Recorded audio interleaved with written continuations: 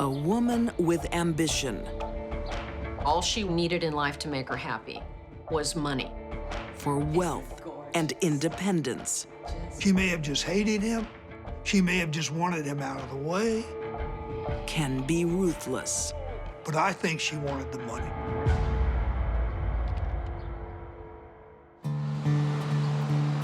(1992), Huntsville, Alabama. Twins Betty Wilson and Peggy Lowe enjoy each other's company. They share the same gene pool, but are very different individuals. Peggy Lowe sang in the choir at a big Baptist church. She was a school teacher, and she was held in high regard in the community. Her sister Betty has a more flashy reputation. Betty lived what some would call a liberated lifestyle. It's a bit early to be drinking, isn't it? No. And partied quite a bit. Did anything she wanted to do. She collected things like fur coats, diamonds, jewelry. She had a pretty good collection of luxury items. A nurse, Betty is married to wealthy ophthalmologist Jack Wilson. She wanted to find a rich doctor. She was infatuated with money and with the status that a doctor could bring her. Jack is quite a catch. Look what I just got, Jack. Isn't it gorgeous? Dr. Wilson was a one-of-a-kind guy. He was a generous man. He had a sign in his office that said, "If you can't pay, see the doc." Simon. Now then, let's have a look at these eyes of yours. Dr. Jack Wilson was like one of those doctors that did everything for everyone. He was a great person to be around, to have as a doctor. He was just an outstanding guy.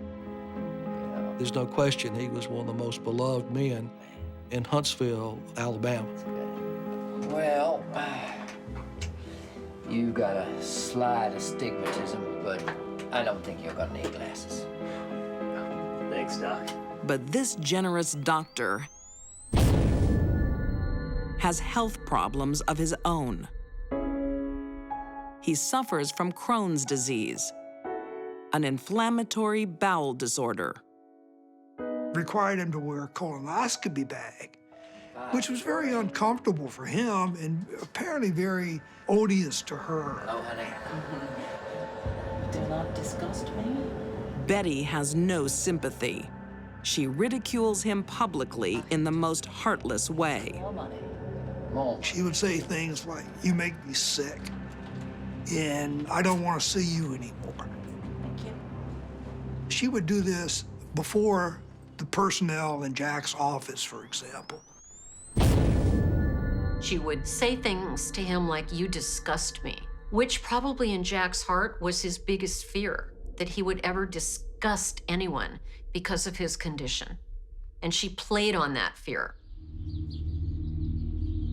Repelled by her husband's condition, Oh, you're too much. Betty openly takes lovers. Well, that is for sure. Betty was notorious. I'm just gonna reach in here. She was very freewheeling. She was not abashed about her sexual encounters. Promiscuous would be an understatement. Why, Jack? Come to get your briefcase. Bye-bye now. She told Jack, and she was never going to have sex with him again. The one thing Betty likes about Jack is his money. I think she just wanted to live her lifestyle the way she wanted to live it. And she was quite opposite from her sister in that regard. Betty's sister Peggy lives a very different life. She's known for helping those in need. Feel like some lunch? Yeah, that'd be great. Thanks. Like out-of-work handyman James White. He'd been a loser all of his life. He had lost his children. He went from job to job being a workman. I'm doing pretty tough, actually. Peggy met James through some work that she had done at her school. She needed bookshelves for her classroom. She learned that James Dennison White was a handyman in the area. She sends him to her sister Betty, who has a job for him.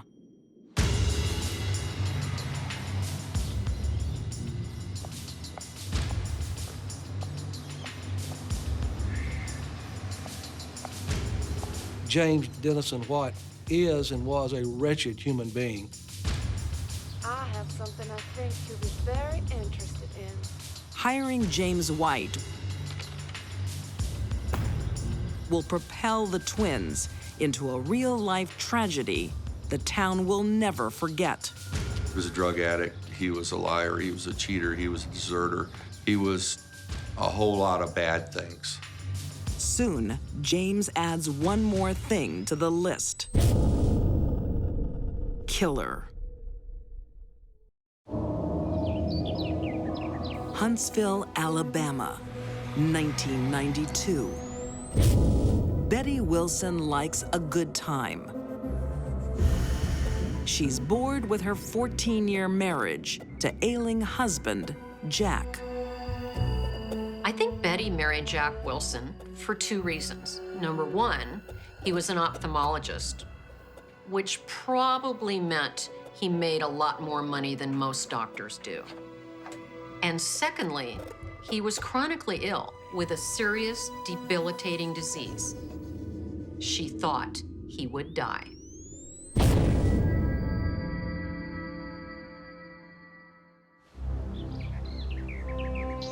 In May 1992, Betty and Jack's marriage comes to an abrupt end. James White was waiting for him inside. They scuffled. James White picked up this baseball bat and meticulously beat Jack to death with it. It was a brutal murder. Get out of my house!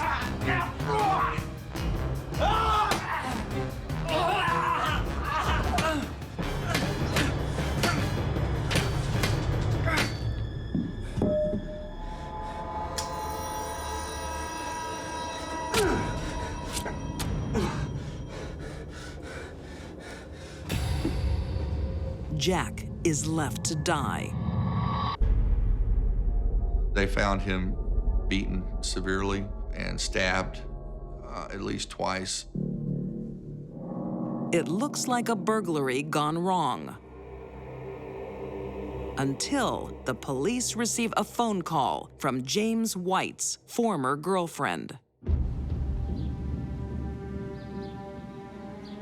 The police zeroed in on James pretty quickly.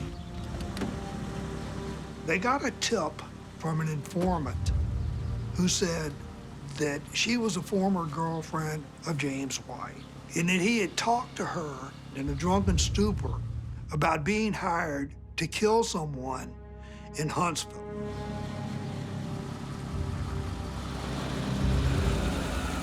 After he was captured, he told a series of stories. James confesses, but insists he is a contract killer. And his alleged clients will stun officials. He got around to admitting that he had been hired to commit the murder by the twin sisters. James says his instructions come not only from Betty, but her twin sister, Peggy. Said that Betty Wilson and Peggy Lowe hired him to go and kill Dr. Jack Wilson. And they were going to pay him $5,000. Betty's disdain for her husband is well known.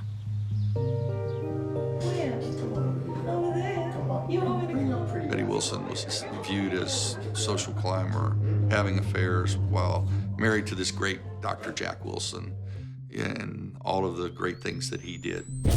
Betty's reputation at the time of the murder would have been something else. It would have been a little more sinister. She had a reputation of being unfaithful to her husband and was held in low regard. But the town finds it impossible to accept Peggy as a suspect. Well, I think they were probably opposite extremes. Peggy Lowe was held, I guess, in high regard. In Vincent, Alabama, Peggy Lowe was loved. They loved her. Everyone loved her. There is no forensic evidence implicating either twin. But James's testimony and a library book checked out by Betty Wilson are enough for arrests. What the hell are you doing? Ow. They were connected by a library book, which was checked out from the Huntsville Library, Ow, you are hurting me. where Betty had actually transferred some money to him, and he still had the book in his car at the time he was arrested. The verdict is something only a jury can decide. James White is the star witness. He worked out a deal where he would get a reduced sentence in return for testifying against the two women. In court, as in life, the sisters are opposites. Peggy was acquitted by the jury in her case. There's absolutely no way she could have done any of this. While Peggy is found innocent, Betty is found guilty of murder. She is sentenced to life in prison without parole. The facts that we brought together painted the picture of a vile and contemptuous woman who had everything but wanted more. Betty denies ever meeting James White, and to this day proclaims her innocence. Peggy supports her sister's claims. Betty Wilson has no empathy for other people. She doesn't feel bad about hurting other people. It's hard for me as a registered nurse to say that about another registered nurse. But I do believe this to be true. Betty Wilson was a dangerous woman, and she still is. She's right where she needs to be for the rest of her life.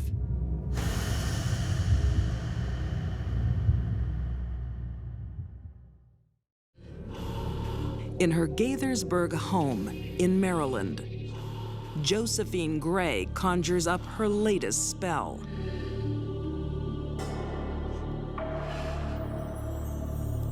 She believed she had special powers, and she made other people believe it as well.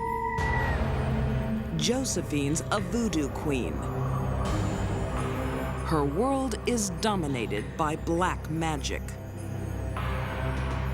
Josephine Gray had a strong enough and manipulative enough personality to control a lot of people and to control them with fear. In 1974, her first husband, Norman Stribling, fears her power. He found voodoo passages indicating that she was going to bring harm to him. He saw his name written down with all kinds of ingredients for cooking up voodoo concoctions to kill him. But Josephine's real power isn't magic. It's lead. For all the voodoo magic that Josephine practiced, she ultimately resorted to a simple gun. One night he woke up, sat up in his bed, and there she was sitting up with a gun pointed right at his head. This was a man living in fear that knew his life was short.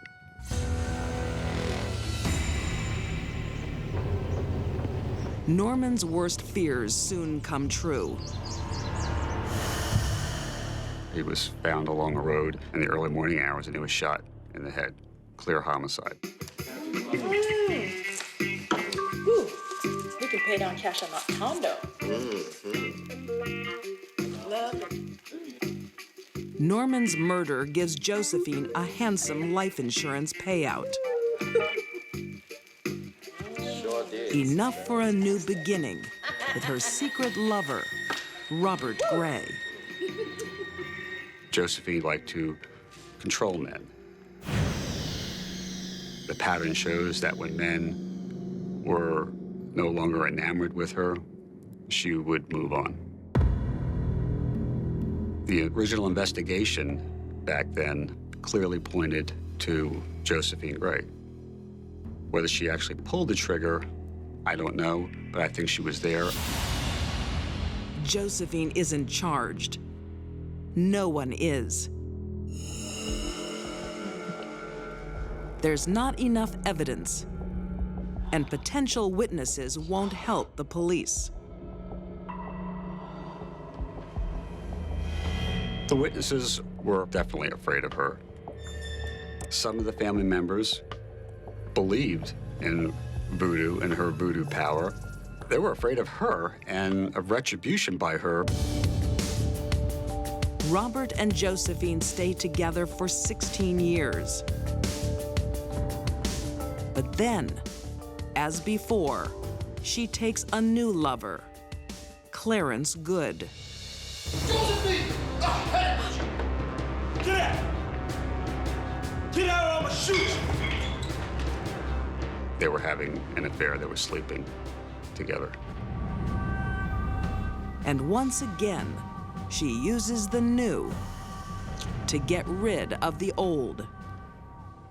It seems that Josephine couldn't kill a husband without the help of a current lover.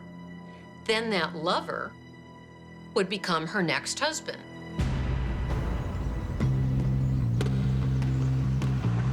Robert was driving down the road. They pulled up alongside of him, and Clarence was like hiding in the seat. And then when he pulled up, he pointed a gun at Robert, and Robert, slammed on the brakes and turned the car around and, to get away from them.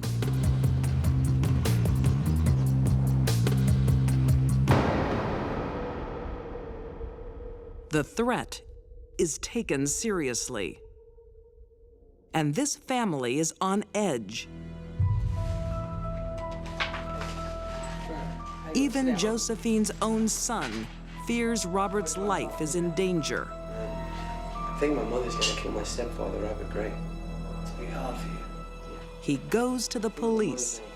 It was bizarre. He said that, I think my mother is gonna kill my stepfather. We really think by her behavior, she's getting ready to kill him. Well, why doesn't your stepfather come in and talk to us about it? Robert was nervous because there was an allegation that he was involved in the death of her first husband.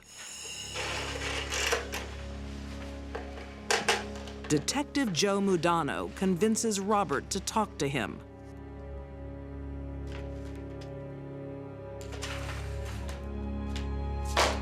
Mudano. I want to come and talk to you guys. When I spoke to him, he, to me, appeared to be a nervous wreck. Scared of her. Okay, fair enough. But the police investigation will be too late. He knew it was coming. It looks like he was ambushed.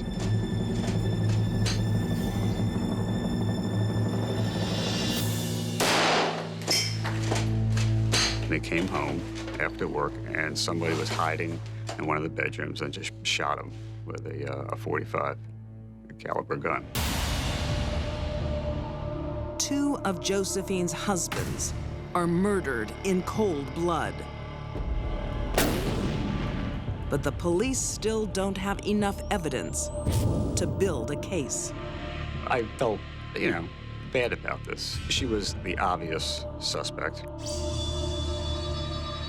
I do my job because I don't like people that kill other people, hurt other people. My job is to make the streets safe for people. This voodoo queen is far from finished with love or death. Now, whatever made those men feel safe with Josephine is beyond me. No one was safe when Josephine was around. No one.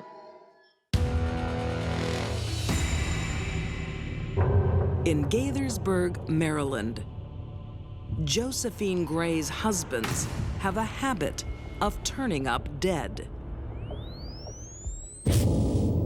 And with each death, Josephine gets an insurance payout.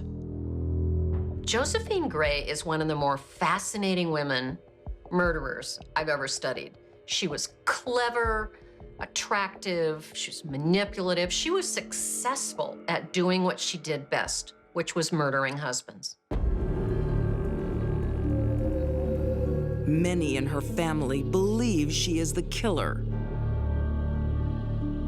But Josephine keeps them silent with the threat of black magic, voodoo. They were afraid of her. They thought she had, powers. With no witnesses and little evidence, murder charges won't stick. Just kind of eats at you that this woman did this. It's obvious. Everyone in her family knew she did it. We knew she did it. Detective Mudano, determined to break the case, appeals to the next potential victim, Josephine's latest lover, Clarence. What makes you think you're so special? We talked to Clarence and said, look at the first two husbands. When the relationships went sour or she met somebody else, look at their fate. What makes you think that you're so special? And he didn't want to hear any of that. 6 years later, in 1996, Yeah, that's wild. the prediction comes true. It seems that every man that got involved with Josephine ended up on the wrong side of a gun. Her third partner and a third insurance payout.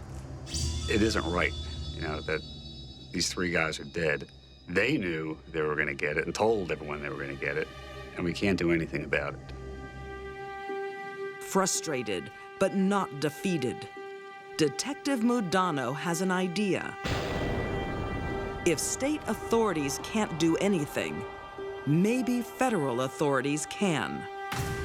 It's not typical for the United States to get involved in state murder prosecutions. And the trick was figuring out what federal crime had been committed, as there's not a general federal murder statute. Assistant U.S. Attorney Sandra Wilkinson makes an incredible discovery. The key to catching Josephine is not murder, but fraud. I began looking at the reason why she murdered Norman, why she would have murdered Robert, and why she murdered Clarence. And the first place I looked was to determine if there were insurance policies on their lives, and there was. This is good. Now a fraud prosecution will become a de facto murder trial. We had to prove a fraud theory under something called the Slayer's Rule. The Slayer's Rule is a law that makes it illegal to receive an insurance payout if you cause the claim. For example, if you burned down your car and then submitted an application to get your car insurance because your car was burned down and you did the arson, you can't get paid for that. If they can prove Josephine kills her husbands and lover to claim their life insurance, she can be convicted. Okay, Andre, we believe that Josephine killed her first two husbands. To help build the case, Detective Mudano works on Josephine's latest lover, Andre. Well, she told me she did. He finally admitted to us that she told him that she had killed her other husbands. He also admitted that he had seen her with this .45 caliber gun. Were you also aware that she took out a life insurance policy on you? We also told him, did you know that she was trying to take a life insurance policy out on you, which he had no idea.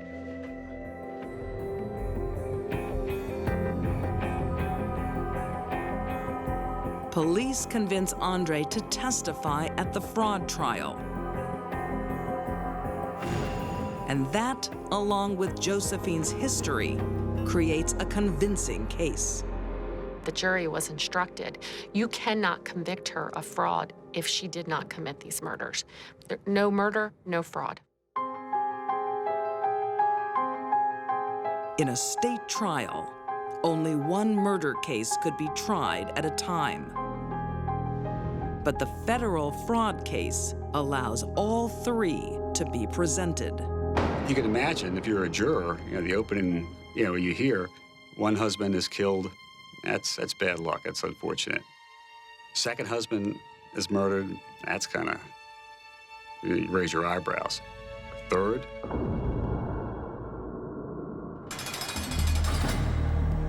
In 2002, the jury finds Josephine Gray guilty of all 8 counts of fraud. There was a way to prosecute Josephine Gray, even if there wasn't a federal murder statute.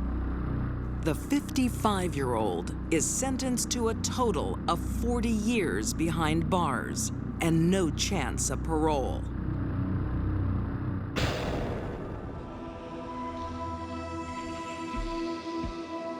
I think Josephine Gray is an evil person.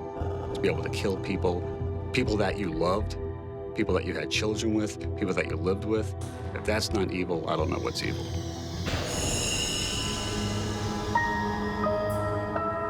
Almost 30 years after her first husband's murder, Josephine Gray finally gets her punishment. Josephine probably thought she would never get caught had it not been for the tenacious behavior of the detective working this case. She might still be out there killing men today. I was perfectly satisfied, but it just meant that she was gonna probably die in prison. When life goes off the rails, she doesn't care about somebody else. She doesn't care about a child. And it is difficult to survive. She needed those drugs, and there was nothing that was going to stop her. Desperation can lead to desperate action. This is not someone we want out walking among us.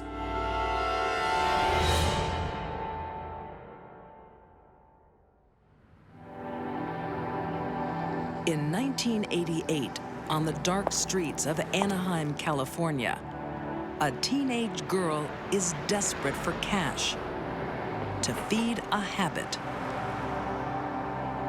Rosie used heroin. She used whatever she could get her hands on. Rosie Alfaro's traumatic life has left her scarred. She began using drugs at an early age. She was turned out as a prostitute at the age of 14, constantly running away from home. Rosie's family feels powerless to help. Her mother indicated that she would see her loaded, see her with the drug use when she would come to visit her, but there was nothing she could do. By 18, Rosie has a son, but nowhere to live. The family of a school friend, 18-year-old April Wallace, takes them in. She has a 9-year-old sister, Autumn, who loves having an extended family, but the rest of the household doesn't.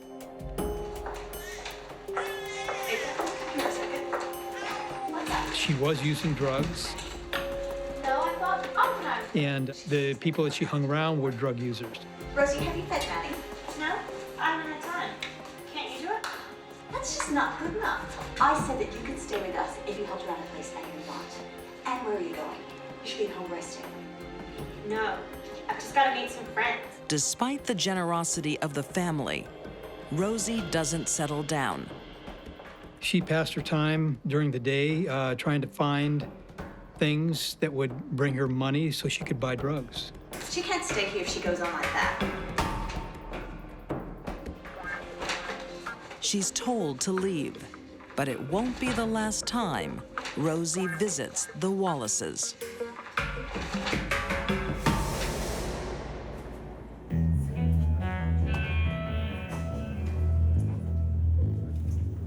Rosie has a new home, a squalid one, and she's desperate for money. She's living near Disneyland, and it was in a kind of a rundown area with a bunch of junkies. Drugs and alcohol in the human body reduce inhibitions. And sometimes when people are high on either one of those things or both, they will do things that they never would have even considered in their clean and sober moments. Well, did you get any? No, he said no more credit. I can't come down now. No money, no way. One day on June 15th, 1990, cold-hearted Rosie will do anything to get high. Wait, I know we can get some stuff to sell. In the past, she sold her body. Today, she has another idea. The Wallace family has a routine. Autumn often stayed by herself in the afternoon after school before her mom got home in the evening. So it's a nice surprise for the 9-year-old when she gets a visit from a familiar face. When she saw Rosie at the door, there's no question she would have let her in and just trusted her.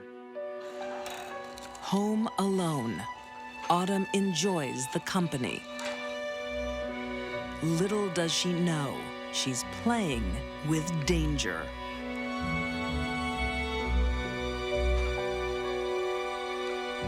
She needed those drugs, and there was nothing that was going to stop her. I'm just going to the bathroom, okay? Okay.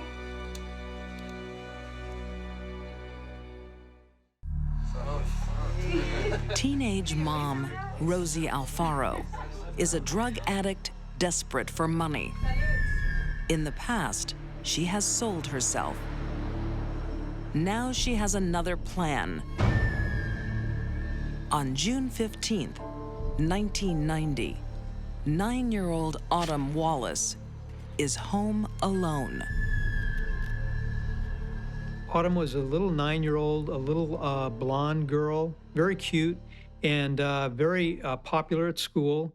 And she gave her mom no trouble whatsoever, a very easy child, very smart child. I'll be back soon. Rosie arrives with her baby and 2 druggies. Give me a break. Hi, Autumn. Can I come in? But Rosie's idea of robbery is stealing a life.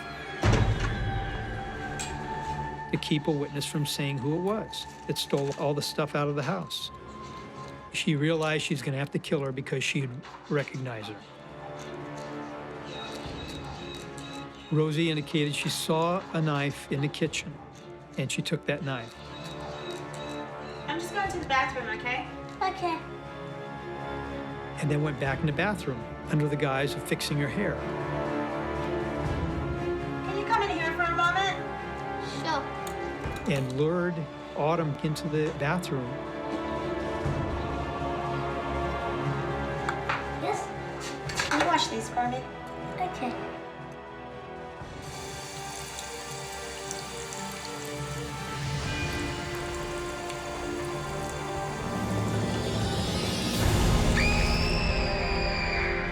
The stab wounds were in her back and in her front and in her face. They were all over. She was laying on her back. It was very ugly, very brutal. Blood everywhere. She stabbed her repeatedly, over 50 times.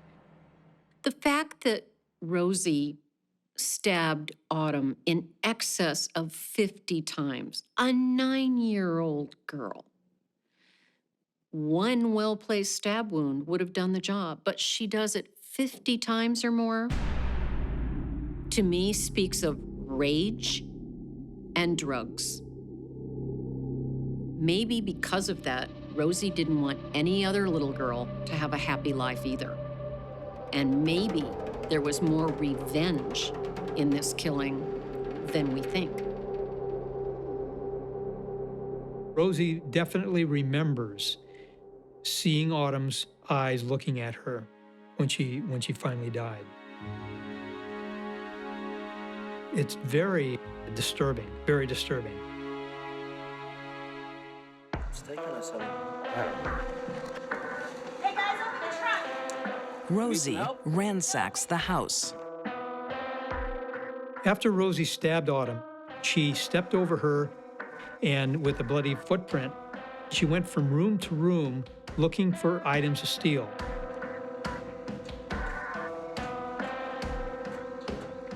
Leaving that little boy, that toddler, in the front of that house while she's in there brutally killing an 8-year-old girl, it's just unimaginable for a mother to be able to do that.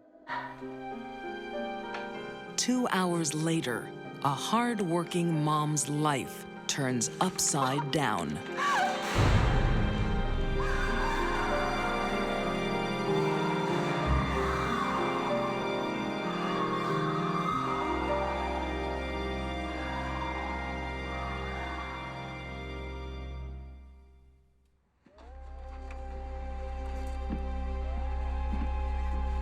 I'll give you 200.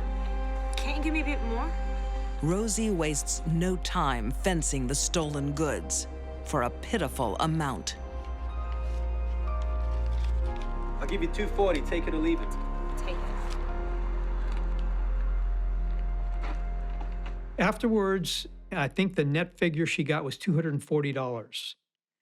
Kind of a cheap price for the life of a little 9-year-old girl.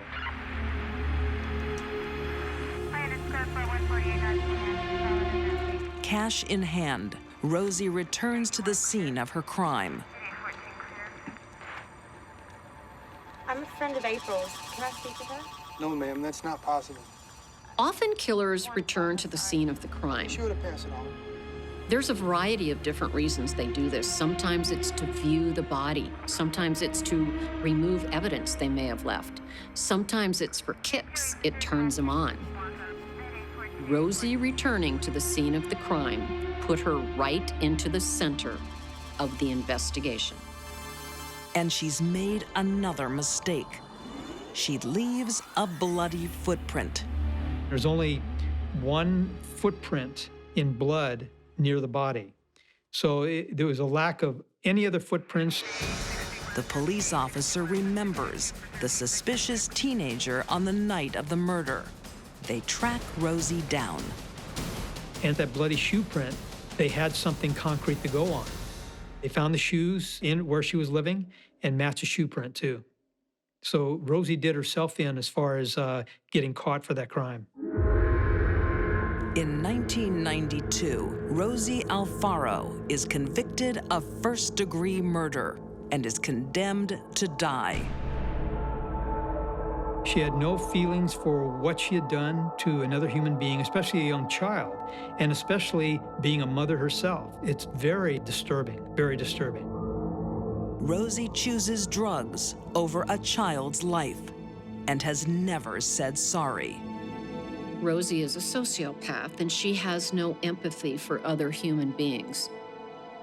And it would help explain why she was able to, number one, murder her friend's little sister in such a horrible way, and number two, have no remorse about it. She remains on death row in the Central California Women's Facility. This is not someone we want out walking among us.